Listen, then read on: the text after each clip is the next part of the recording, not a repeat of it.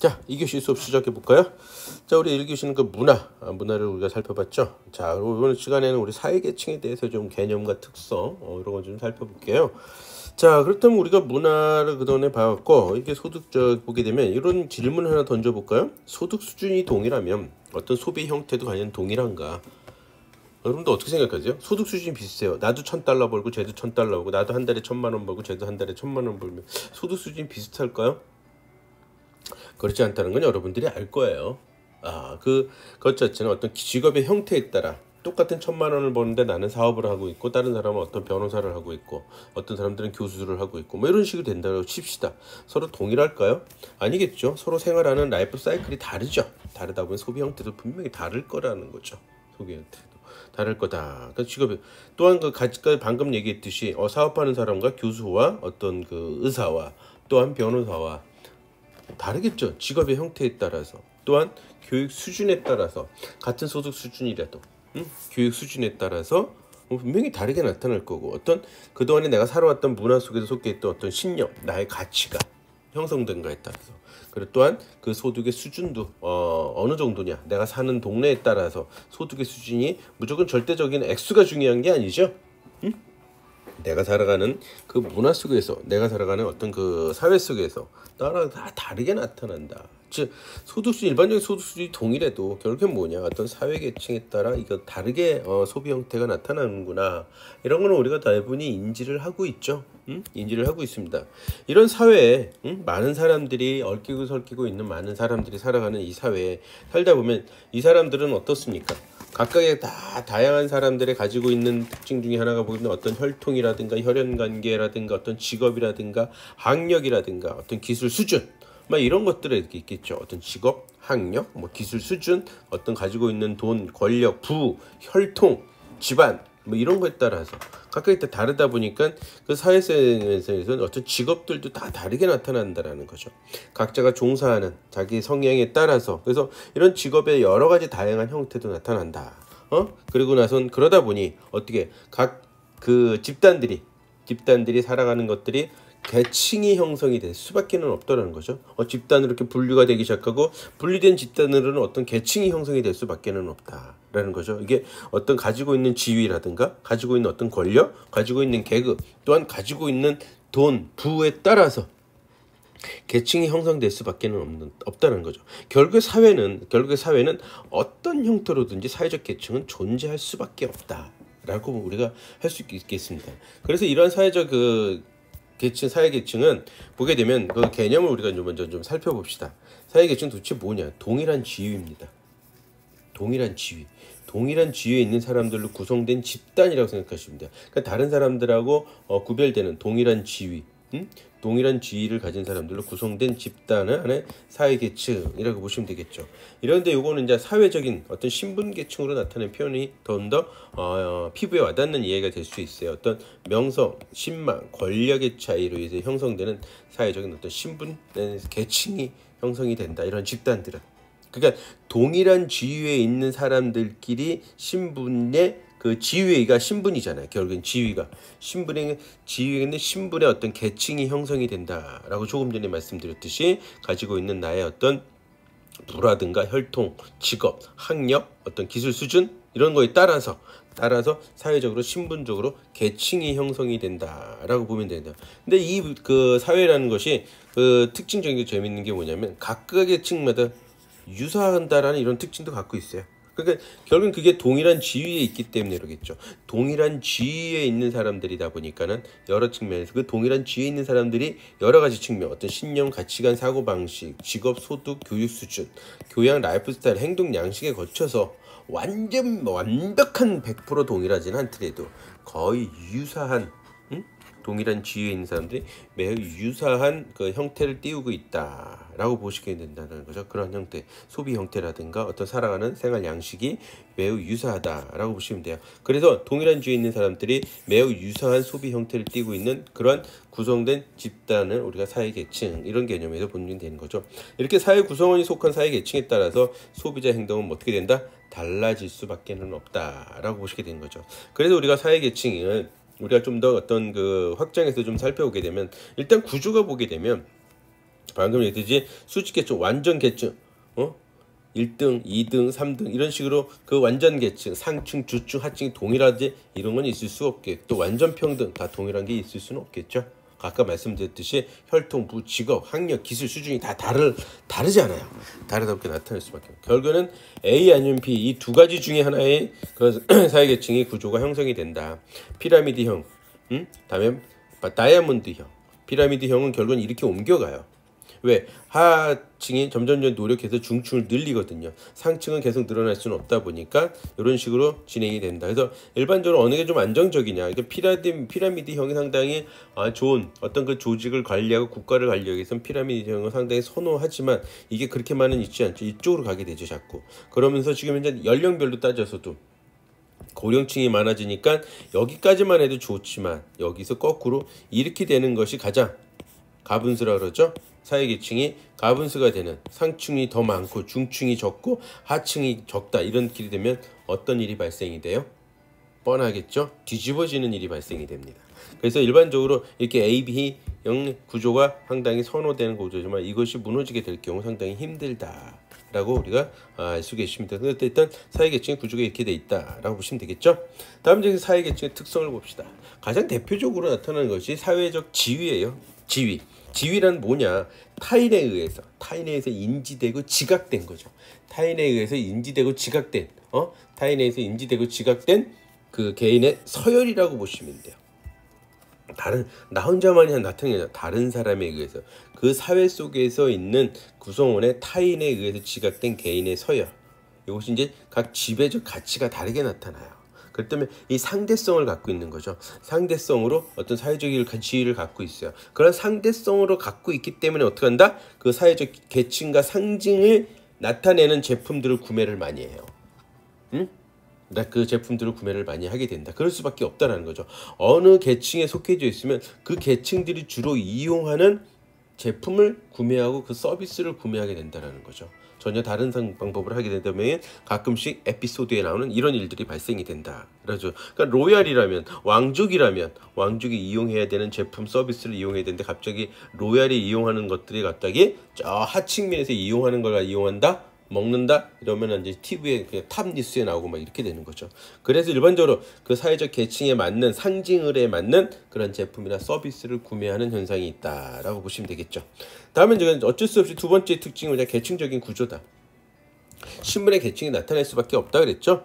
신분의 고하를 나타내는 신분적인 구조적인 성격입니다. 그러니까 집단이 계속 세분화되니까 동일한 수준에 있는 사람들끼리 모이다 보면은 그 집단이 갖고 분류되고 세분화되니까 여러 가지 단계로 층화가 이루어지게 돼 있죠. 층이 이루어져 있게 되면 거기에 사회적 지위가 들어가게 되고, 거기 때문에 신분의 계층이 되기 때문에 결국은 계단처럼 계층화 구조가 형성되어 있는 것이 사회계층이다. 그러니까 첫 번째 특징은 사회적 지위, 두 번째 때는 사회적 계층적인 구조 형태를 띠고 있다. 이게 또 아까 얘기했지, 완전 일체 이런 개념은 제가 없다고 말씀드렸잖아요. 이 왼쪽에 완전 계층형, 완전 평등형은 없다라는 거죠. 계층이 계층적 구조를 가지고 있다라고 보시면 되죠. 세 번째는 유사성이죠. 그러니까 동일한 계층은 사회 경제적이 비슷하겠죠. 그 교육 수준이라든가 어떤 경제적인 수준이 비슷하다 보니까 어떻게 해요? 가치관, 사고방식, 태도, 라이프 스타일이 이런 것들이 다 유사하다. 그래서 사회계층의 특징, 세 번째 특징은 뭐예요? 유사성을 띠고 있다. 그래서 이렇게 보게 되면 사회계층에 보면 하류층, 중류층, 상류층 할 때 중류층은 하류층에 비해서 합리적이고 미래지향적이다. 그리고 명확한 국가관이나 사회관을 통상 갖고 있어요. 중류층들은 비슷한 이런 그 사고방식이나 가치관을 갖고 있다는 얘기예요. 근데 하류층은 중류층에 비해서 가족 중심적이다. 단기적인 안목과 사고, 비합리적인 구매 행동을 종종 보이곤 한다. 이것이 하류층의 특징이에요. 그러니까 하류층의 유사한 성을 이런 식으로 갖고 있다. 그러니까 조사를 하다 보면 이렇게 사회적 계층, 그러니까 동일한 계층마다 유사한 걸 가지고 있고 서로 상대적으로 이렇게 나타난다.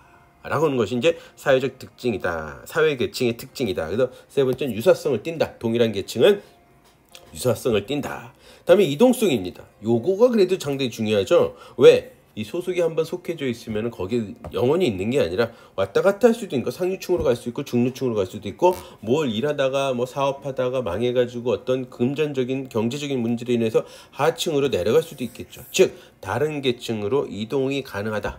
상승하라. 그래서 우리나라 같은 경우 시험, 고시 또한 이것 때문에 뭐가 있다? 내 명문대학교라는 게 있게 되고 그것 때문에 여러분들은 공부를 하게 되고 좀 더 나은 직장, 좀 더 나은 곳으로 좀 더 많은 경제적인 부를 갖기 위해서 그건 결국엔 뭐예요? 사회적 계층을 올라가고 싶어서거든요. 그쵸? 그렇기 때문에 사업을 하시는 분들이라든가 고시라든가 이런 것을 준비하는 사람들은 다 그런 이유가 있겠죠. 그래서 어찌됐건 사회적 계층의 특징은 이동성을 띠고 있다. 그러나 그렇지 못하는 경우도 종종 있죠. 인도의 카스 같은 제도는 뭐예요? 영원히 그 계층을 갖다가 완전히 이동성을 거의 없애버린 거죠. 결혼 자체도 만남 자체도 이렇게 만들어 놓은 이런 것들도 있긴 합니다만 일반적으로는 사회 계층은 뭐다? 이동성이 가지고 있다. 그 다음에 이제 계층 간의 이질성을 갖고 있습니다. 이 계층 간의 이질성을 우리는 잘 봐야 되는 거예요. 계층 간의 이질성을 잘 이해를 못하게 되면 마케팅하는데 실패를 되게 많이 한다는 거죠. 이 계층하면 동일한 계층은 유사한 아까 라이프 사이클 가치관이라든가 사고방식이 다 유사하다 그랬죠. 그러니까 서로 편할 거 아니에요. 가치관이라든가 사고방식 라이프 사이클이 비슷하고 유사하니까 편하니까 같이 잘 지내겠죠. 그러니까 유대관계도 되게 강화돼요. 그 층들끼리는. 그래서 그러다 보니까 어떤 일들이 발생하냐면 서로 다른 계층 간의 관계는 이질성이 형성이 돼 있어요. 서로. 왜? 그렇잖아요. 똑같은 밥을 먹으러 간다 그래도 나는 100원짜리를 먹지만 어떤 사람은 10원짜리를 먹어야 돼. 그럼 100원짜리 먹는 사람이 10원에 맞출 수도 없고 10원짜리 먹는 사람이 100원에 맞출 수도 없거든. 그러다 보니까 어떻게 서로 못 어울리게 되고 그러다 보니까 점점 가치관이나 사고방식이나 이렇게 다르다 보니까 서로의 이질감이 형성이 된다는 거죠. 사회계층 간의 이질감이 형성이 된다. 그래서 가끔씩은 조금 전에 네 번째 특징인 이동성이 있어서 하층에서 중층 혹은 하층에서 상층으로 뛰어서 올라왔는데 성공했는데 가끔씩 그 사람들의 생각이나 가치관이나 이런 것에 맞지 않아서 그 사람들과 어울리지 못하는 이런 일들도 여러분들이 가끔씩은 책이나 라디오나 드라마나 이런 데서 보실 수 있을 겁니다. 그래서 어찌됐건 이 사회계층 간에 서로 유사성을 갖추고 그러니까 계층은 유사성을 갖고 있지만 계층 간에는 이질성을 가지고 있다는 사실이에요. 그래서 우리는 그걸 알고 계층별로 배타적인 서로 다른 동일한 제품이라도 동일한 서비스라도 계층 간에 다른 어떤 배타적인 마케팅 전략이 필요하다라고 보시면 될 것 같아요. 아시겠죠? 그래서 우리 사회계층의 특성을 다시 한번 정리를 해본다면 첫째가 사회적 지위를 갖고 있다. 지위.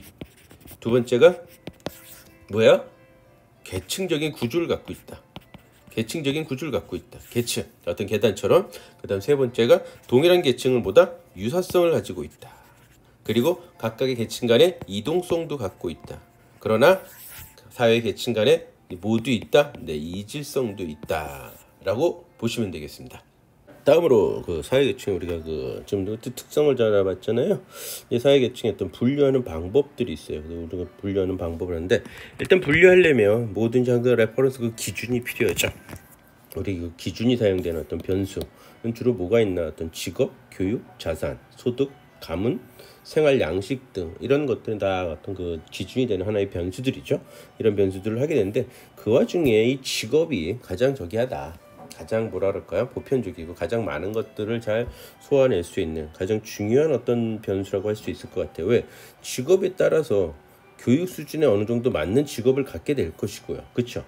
어떤 직업이든지 항상 거기에 맞는 교육 수준을 원하잖아요. 어떤 학력이 됐던 이런 거가 됐던 그 다음에 거기에 따르면 직업들이 그러면은 그 직업들은 대부분이 보면 어떻게 해요? 소득이 비슷하죠. 월급 거의 다 비슷하다. 엄청나게 차이가 나지 않단 말이에요. 비슷비슷하게 형성돼 있다. 그러다 보니까 뭐 어떻게 됐습니까? 직업이라는 것이 비교적 그 소득 수준이나 교육 수준이 비슷하니까 어떤 가치관 이런 가치관에서도 사실은 좀 유사한 적인 측면이 보이게 되고 그러다 보니 어떤 생활 양식도 또 유사하게 되겠다라고 볼 수 있겠죠. 그렇다면 이렇게 합리적인 어떤 이런 생각에 의한다면 역시 직업이 어떤 다른 변수들이 기본적인 속성들 다 포함을 하고 있지 않나 이렇게 할 수 있겠죠. 왜냐하면 교육 수준이 비슷하겠죠. 비슷한 수준이 비슷한 사람들끼리 비슷한 직업을 갖게 되는 거고 그렇죠. 그러고 나면 거기에 따라서 수입이 비슷하게 되고 비슷하다 보니까 그런 같이 모여 살 때 그런 사람들끼리 가서 만나다 보니까 여러분들이 나중에 직장 생활을 하게 되고 이러다 보게 되면 아마도 가족들보다 같은 직장 내에 있는 사람을 더 많이 보게 되지 않을까라고 싶습니다. 그게 몇 년이 될지는 모르겠지만 그동안에는 직장생활 하는 동안에는 그렇게 되겠죠. 그럼 그 사람들과 많은 이야기들을 공유하게 되고 그러다 보니까 어떤 생활 양식, 생활 방식이 또 유사해지게 된다라는 거죠. 그래서 역시 직업이 상당히 어떻게 보면 중요하다. 그래서 여러분들이요 어떤 직업을 선택할 때 있어서 신중하게 했으면 한다. 너무 급하게 너무 서두르지 말고 너무 또 느긋하게 할 수도 없겠지만은 항상 신중하게 내가 무엇을 잘 하는지 무엇을 하고 싶은지 잘 판단 내리시고 직업을 선택하는 게 상당히 중요하다. 그것이 어찌 보면 여기에서 나와 있듯이 직업이 여러분들이 나중에 사회생활하면서 사회계층을 결정할 수도 있다라는 사실이죠. 그렇죠? 그래서 잘 저기 하시기 바라겠습니다. 자, 이렇게 그 사회계층 갖다 분류를 하는데 이러한 변수들을 가지고 분류를 하게 되는데 오늘 일단은 그 가장 대표적인 학자들이 이제 원어의 지위 특성 지표를 갖다 많이들 사용하고 있는데 일단 원어가 일단 가장 많이 사용되고 있고요. 그 원어를 조금 더 발전시켰다기보다는 뭔가 좀 보강을 했다는 표현이 좀 적절할 것 같은데 콜맨과 레이노터의 또 분류 방법도 있어요. 그래서 각각의 특징을 한번 살펴보게 될 거고 그 다음에 이제 이런 원어와 콜맨은 좀 오래됐다. 현대 사회의 이 변화되는 모습들, 라이프 사이클이라든가 생활이라든가 그 직업에 따라서도 그렇지만 또 직업에 내에서도 어떤 그 뭐라 그럴까요? 그 하는 직업에 대해서도 어떤 수입이나 이런 것도 많이 다르고 현대 가치관이나 이런 것도 많이 다르고 그러다 보니까 현대사에서 좀 맞지 않겠다 싶어가지고 BBC가 조사를 해서 다년간의 조사를 해서 현대사회에 좀 맞는 식으로 해가지고 사회계층을 한번 분류를 해봤어요. 근데 그 둘이 한번 살펴보고 그 다음에 대한민국에서 약간의 주관적이긴 하지만은 대한민국에서 통계청 우리나라의 통계청에서 대한민국의 어떤 사회계층도 또한 분석을 해봤습니다. 그래서 그런 것까지 우리 한번 다 같이 살펴보면서 끝으로는 우리 중산층 과연 대부분 다들 중산층에 있기를 많이들 원할 겁니다. 또 그렇지 않고 또 상류층에 올라가면 더더욱 좋겠지만 여튼 중산층에 대해 갖고 있는 어떤 인식들은 또 어떠한 차이들이 있는지 국가별로 그것도 한번 살펴보도록 하겠습니다. 먼저 그렇다면 이제 원어를 한번 볼까요? 원어 1940년대 때 그 중서부 도시를 갖다 돌면서 쫙 조사를 한 거예요. 그래서 지위 특성 지표를 만들었죠. 그래서 그것이 상당히 많이 사용되고 있습니다. 그래서 이거 4개 요인을 갖고 있어요. 직업, 소득 원천, 주택의 유형, 주거 지역.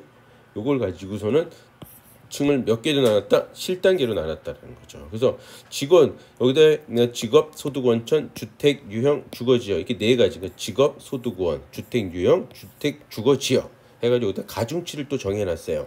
가중치가 뭔지 아시죠? 좀 더 어디가 더 많은 비중을 둘까? 그랬을 때 직업이 4를 차지했고 소득 원천이 어디에 3을 차지했어요. 비중이. 주택의 유형도 마찬가지고 근데 주거지역은 2를 뒀다. 그래서 역시 여기서도 직업을 가장 높게 평가할 가중치를 높게 뒀다 해서 하게 됐죠. 그래서 이런 설문들을 통해서 어떤 다 조사를 해서 보니까 이렇게 나눈 거예요. 직업은 그래서 곱하기 4, 소득은 3, 주택 유형은 3, 주거지역은 2. 그래서 직업을 4단계로 나눈 거죠. 소득원도 이렇게 나눈 거고 그래서 거기에 맞춰서 곱하기를 하게 되는 거죠. 그 곱하기를 갖다가 해가지고선 여기는 곱하기 4 어떤 것이구나 라는 걸 해가지고 다 더해서 보니까 가장 점수가 낮을수록 상류층이에요. 가장 점수가 높을수록 하류층에 들어가는 거죠. 무슨지 아시겠죠? 가장 좋은 데 살면 직업이 1이 되는 거. 근데 안 좋은 데 살면 4 이런 식이 되는 거죠. 그래서 그런 직업들 설문들을 해가지고 하게 됐다 보시면 돼요. 그래서 직업은 어떤 전문직이냐, 준전문직이냐, 사무직이냐, 숙련 노동자냐, 소규모 자영업자냐, 반숙련 노동자냐, 비숙련 노동자냐 이런 식으로 이제 직업을 나눠가는 거고 그 다음에 소득원은 어떻게 되었어요? 상속받은 재산이냐, 본인이 번 돈이냐, 봉급이냐, 임금이냐, 보조를 받느냐 안 받느냐 이런 식으로 해서 구분을 해가지고 점수를 다 매겨서 이런 식으로 7단계를 갖다가 나눴다라고 보시면 될 것 같아요. 아셨죠? 그래서 그렇게 나누는 것이 원어의 어떤 사회계층을 분류하는 방법이다 보시면 되겠고요. 그래서 그 다음은 콜맨과 레이노터가 여기서 사회 추세 반영이 포함되지 않았다라고 해서 원어의 지수를 좀 보완을 해요. 뭘 놓다? 사회 변화 추세를. 그래서 뭘 집어넣었어요? 교육. 교육을 좀 더 신경을 받죠. 여긴 교육이 없었죠. 원어는 교육이라는 걸 낮추지 않았어요. 그러나 콜맨과 레이노터는 교육을 좀 집중적으로 했다. 교육과 직업을 좀 더 집중적으로 했다. 그러니까 새롭게 교육이란 변수를 집어넣고 교육과 직업에 좀 많은 비중을 뒀어요. 그것이 여기가 특징이다라고 보시면 될 것 같아요. 그래서 교육과 직업에 따른 어떤 그 권력의 어떤 지위의 차이가 상당히 중요하다라고 본 거죠. 콜맨과 레인워터가 봤을 때. 그래서 교육에 따라서 이 변화가 돼가는 걸 갖다 좀 더 많이 적용이 될 수 있는 교육 수준에 따라서 그렇게 됐고, 또한 그 콜맨과 레인워터는 중류층을 중산층과 근로자층으로 좀 나눠놨다라고 보시면 될 것 같아요. 그래서 그 직업과 어떤 가치가 내 차이가 존재함을 갖다가 또한 반영을 한 것이 아닌가 싶은 거죠. 그래서 일단 콜맨과 레인워터는 중요한 포인트는 뭐다? 교육이라는 원어에 대해서 교육이라는 것을 집어넣었다. 그래서 사회 변화 추세를 좀 반영하였다라고 보시면 될 것 같아요. 아시죠? 자, 그렇게 되면 여기서 나누게 되면 상류층, 중류층, 하류층. 근데 아까 얘기했듯이 콜맨과 레인워터는 중류계층과 근로계층을, 그러니까 중류층과 근로계층으로 이렇게 두 가지를 크게 나눠놨다라고 보시면 될 것 같아요. 하나는 근로계층인 거죠. 하나는 중류층이고, 그러니까 그 사무실 근무자와 현장 작업자로 나눠놨다라는 거예요. 같은 중산층이라도 사무실 근무자와 현장 근무자가 나타났다라고 보시면 될 것 같아요. 여기는 이제 일반적으로 보게 되면 소득은 큰 차이가 나지는 않는다. 그러나 이런 식으로 나눠놨다라고 보시면 될 것 같아요. 아시죠? 그래서 콜맨과 레인워터는 아까 말씀드렸듯이 교육이라는 것을 갖다가 중점적으로 했다. 교육 플러스 직업을. 원어는 교육이라는 것이 없었다. 그렇죠? 교육이라는 것이 원어는. 그런데 콜맨과 레인워터는 교육을 상당히 집어넣었다. 이것이 특징이다라고 보시면 될 것 같아요. 그렇죠? 그래서 워너와 콜맨의 레인워터를 갖다 사회계층을 분류하는 방법은 교육이 들어갔다 안 들어갔다, 즉 사회 변화 추세를 반영했다 안 했다, 이런 식으로 좀 보시면 될 것 같겠죠. 그러나 이런 것들은 보게 되면 과거적인 거다 보니까 현대사회하고는 좀 맞지 않는다라고 보게 된 거죠. 좀 더 복잡하다. 그래가지고 BBC 방송국이 16만 명을 갖다가 조사를 하게 됐어요. 여론조사기관에서도 같이 심층 면접으로 갖다 조사를 하게 됐던 거였죠. 그래서 여기는 일단 기본적으로는 경제적 자본, 어떤 전통적 잣대죠. 그동안에는 어떤 소득 수준 막 이런 거 하다 보니까 경제적 자본인 전통적 잣대는 갖다가 기본으로 넣고 거기 플러스 교육 수준을 넣는데, 이 교육 수준을 갖다가 사회적 자본의 인맥, 문화적 자본의 이거 갖다가 같이 추가적으로 잘 해본 거예요. 좀 더, 그러니까 교육이라는 것을 콜맨과 레인워터는 모르겠어요. 교육을 갖다가 그냥 집어넣었던 교육 수준만 넣거든. 그러나 거기서 멈추지 않고 교육 수준에 따른 사회적인 자본 인맥 어떤 네트워크죠. 아무래도 그 학력 수준에 따라서 내 인적 네트워크가 달라지게 되죠. 물론 그렇다고 또 학력 수준에 따라서 꼭 다르진 않지만 일반적으로는 비슷하지만 또 거기서도 좀 더 깊게 들어가게 되죠. 어떤 사람들은 좀 더 사회적 정보, 즉 인적 네트워크를 갖다 잘 형성돼 있느냐 안 돼 있느냐, 그다음에 문화적인 자본도 어떤 그만한 영향을 많이 받고 있는지 안 받고 있는지, 그러한 것들 즐기고 있는지 안 즐기고 있는지, 문화적인 자본도 있는지 없는지를 갖다가 집어넣었던 거예요. 그러니까는 아까보다는 교육 수준을 갖다 깊게 들어가면서 사회적 그 많은 사람들과 어떤 네트워크가 형성이 돼 있는지, 좀 더 어떤 상류층하고 네트워크 형성이 돼 있는지, 그러면서 문화적인 어떤 그 여가 생활을 잘 즐기고 있는지 어쩐지, 이런 것이 BBC가 좀 더 그 콜맨과 레인워터보다 한 단계 좀 더 발전된 현 사회에 좀 맞아 들어가는 것 같이 이런 사회계층을 분류를 했다라고 보시면 돼요. 그래가지고 여기는 엘리트, 안정된 중산, 기술적인 중산, 풍족한 신노동자, 전통적인 노동자, 신흥 서비스 노동자, 서비스업이 새로 생겨났잖아요. 그러니까 서비스 노동자를 따로 만든 거예요. 기존의 전통적 노동자 계층에서 새로운 신노동자들도 수입이 되게 많은 사람들이 되게 많거든요. 어떤 전문직 기술자, 전문직 엔지니어 뭐 이런 식으로 해가지고 그 사람들이 그런 사람들이 오히려 어떤 재테크가 최근 들어서는 그 나오는 것들이 뭐냐면 금융소득이잖아요. 소위 얘기해서 뭐 주식이 될 수도 있고 부동산이 될 수도 있고 어떤 이런 저런 것에 대해서 좀 여유가 있는 새로운 노동자라고 해서 무조건 여유가 없는 게 아니라 노동자라도 좀 풍족한, 금전적으로 경제적으로도 풍족한 수준이 있다. 그래서 문화적인 거나 사회적으로 인적 자원 네트워크나 이런 것이 잘 갖추고 있다. 이렇게 이제 판단되는 그런 풍족한 신노동자들도 있다라는 거죠. 그다음에 신흥적으로 서비스업이 생겨났으니까 서비스업의 종사자 노동자들까지 계층이 하나 또 달라진다. 그다음에 이제 불안정한, 항상 그러니까 일정한 수입이 없는 하층이죠. 일정한 수입이 없는 프로레타리아 계층. 이렇게 해서 총 7개 단계를 나눴던 게 이제 BBC 방송국에서 만들어냈던 그 사회 계층이다. 이것이 이제 비교적 한국의 죄송합니다. 한국이 아니라 현대 사회에 좀 맞아들어가지 않냐라고 보이는데, 비중을 보게 되면 아까 그 안정된 중산층이 이거잖아요. 안정된, 좀 여유가 많은, 안정되고 여유가 많은, 금전적으로 풍부한, 그래가지고 비교적 여기가 차지하는 비율이 몇 프로로 되냐? 31%다. 46% 정도가 차지된다. 이렇게 되면 좀 안정적인 거. 비교적 풍족한 중산층이 크게 이제 큰 범주로 본다면 거의 50%에 다가와준다라면 비교적 안정적이 되거든요.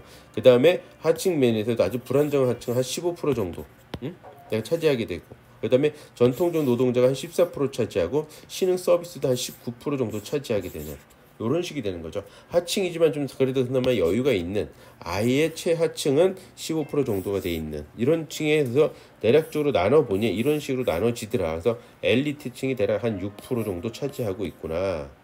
안정된 중상층이 대략 한 40 몇 프로 차지하고 있구나. 이건 아주 풍족한 거죠. 그 다음에 나름 그래도 뭐라 그럴까요? 좀 그게 크게 경제적인 고통을 받지 않는 층이 이것도 대략적으로 한 30%, 25% 정도 되는구나. 아니 35% 정도 되는구나 라는 거죠.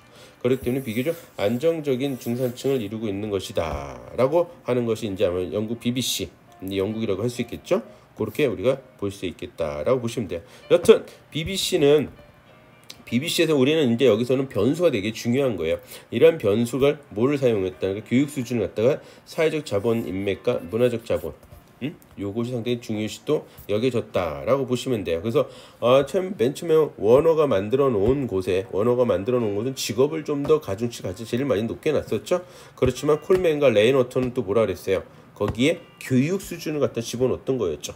여기에 BBC는 현대사회와 더불어서 어떤 서비스업이라든가 이런 것까지 다 만들어내야 되다 보니까 어떻게 하겠습니다. 사회적 자본, 그 다음에 문화적 자본, 이것까지 상당히 중요하다라고 보면서 이런 단계별로 나누게 되었다라고 보시면 되겠죠.